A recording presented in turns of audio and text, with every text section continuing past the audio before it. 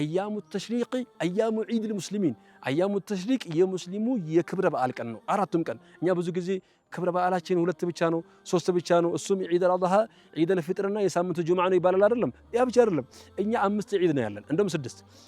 ሶስቱ ቀናት አያም ተሽሪቅ የዒድ ቀን ሶስቱ ቀን ማን ሐዲስ እኮ ነው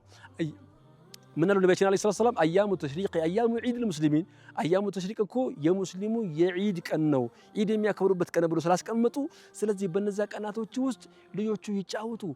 ሴቶች የሚጫወቱ ለቀቅ አድርጉላቸው ልብሱም ተገዝቶላቸው አይደለም ሳሎኑም ለቀቅ ይደረግላቸው ባለው ነገር ተደስቷል አይደለም ሳሎኑ ላይ ምግቡ ላይም ሴሬሞኒው ላይም ሁሉም ላይ ደስተኛ ሆነው ተክቢራ ይያሉ የተጫወቱ ሌላ ጊዜ የማይፈቀደላቸው ነገር እንኳን ካለ حرام እስካልሆነ ድረስ ነብዩ የከለከሉት አላህ የከለከለው ነገር እስካልሆነ ድረስ ማንኛውንም ጫወታቸውን የተጫወቱ እንዲያሳልፉበት ቀኑ የዒዳቸው ቀን ስለሆነ እንዲጫወቱበት ሳሎኑን ክፍት አድርጉላቸው ቤቱን ክፍት አድርጉላቸው